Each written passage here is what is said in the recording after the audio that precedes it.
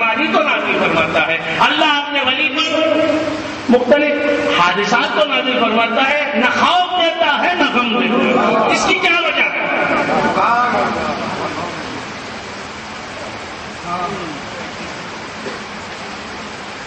ولی کی آنکھ ظاہر ہو گئی، کسی کے پاؤں میں چوٹ آئی، کوئی فخر و فاخر میں زندگی گزار رہا ہے، لوگ کسی ولی کی مخالفت کر رہے ہیں، کسی کو لوگوں نے شہید کر دیا ہے، مختلف قسم کے مسائل ولی پر نازل ہوتے ہیں۔ وہ اللہ کا ولی ہے، مصیبتیں بھی نازل ہوتی ہیں۔ اور یاد رکھیں کہ ایک کانسیپٹ ہی غلط ہے، ایک تصور ہی غلط ہے لوگوں کو، جو خلاف اسلام تصور ہے۔ لوگ کسی کو مبتلا آلام دیکھتے ہیں، کسی کو مصیبت زدہ دیکھتے ہیں، کسی کو فاقہ مست دیکھتے ہیں، کسی کو بیماری میں مبتلا دیکھتے ہیں، تو سمجھتے ہیں کہ خدا اس سے ناراض ہے، خدا اس پر قہرناک ہے، غضبناک ہے، اسی لیے اس نے اسے مصیبتوں میں رکھا ہے۔ اکثر لوگ یہ سمجھتے ہیں کہ مصیبت جو آتی ہے وہ خدا کے نافرمان بندے پر آتی ہے، جس سے خدا ناراض ہوتا ہے اس پر مصیبت آتی ہے، حالانکہ یہ کانسیپٹ بھی غلط ہے۔ آئیے سرکار دو عالم صلی اللہ علیہ وآلہ وسلم کے ارشاد کی طرف آئیے۔ حضور اکرم صلی اللہ علیہ وآلہ وسلم ارشاد فرماتے ہیں کہ ان اشد الناس بلاء الانبیاء، سب سے زیادہ مصیبت نازل ہوتی ہے، سب سے زیادہ آزمائے جاتے ہیں تو انبیاء علیہ الصلوۃ والسلام آزمائے جاتے ہیں، سب سے زیادہ مصائب نازل ہوتے انبیاء علیہ الصلوۃ والسلام پر، جن سے زیادہ خدا کو کوئی جماعت حفیظ نہیں، اس جماعت پر سب سے زیادہ مصیبتیں نازل ہوتی ہیں۔ حدیث شریف ان اشد الناس بلاء الانبیاء، یعنی مصیبتیں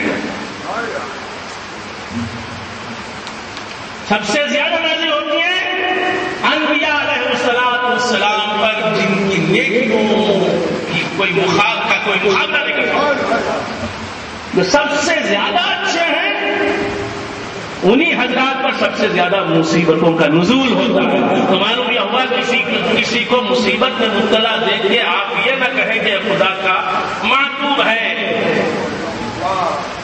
خدا اس سے ناراض ہے، آپ نہیں کہہ سکتے۔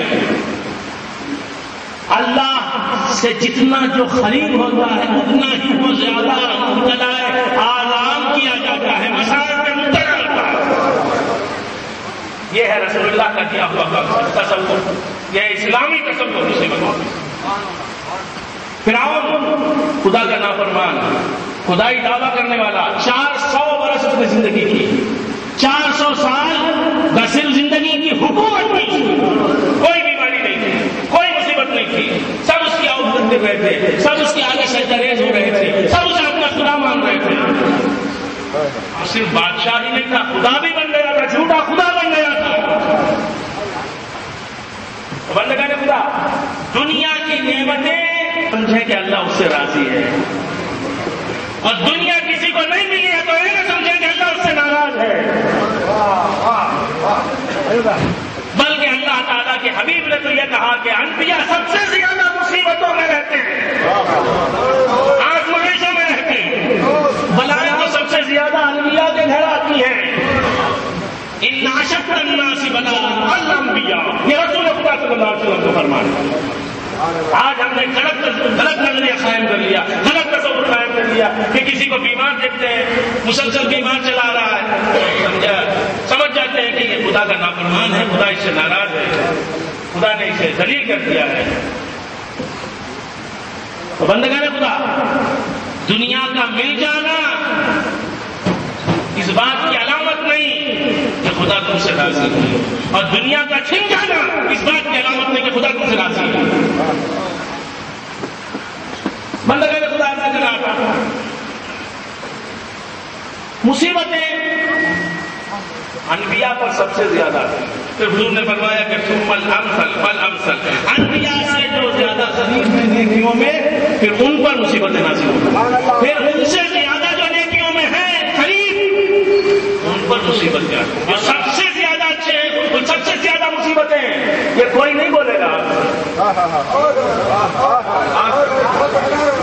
یہ باتیں کوئی نہیں سنائے گا آپ کو، مگر میں آپ کو پردے میں رکھنا نہیں چاہتا، ٹاپ لسٹ میں رکھنا نہیں چاہتا.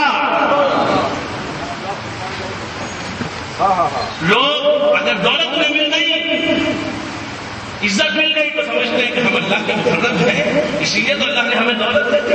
دنیا میں ہمیں عزت مل گئی، ناموری مل گئی، سلطنت مل گئی، شہرت مل گئی، لوگ ہمارا ادب کرتے ہیں، احترام کرتے ہیں، لوگوں پر ہمارا روب قائم ہے، ہمارا کاروبار بھی اچھا چل رہا ہے. اللہ ہم سے راضی ہے، جبھی تو یہ سب کچھ ہے.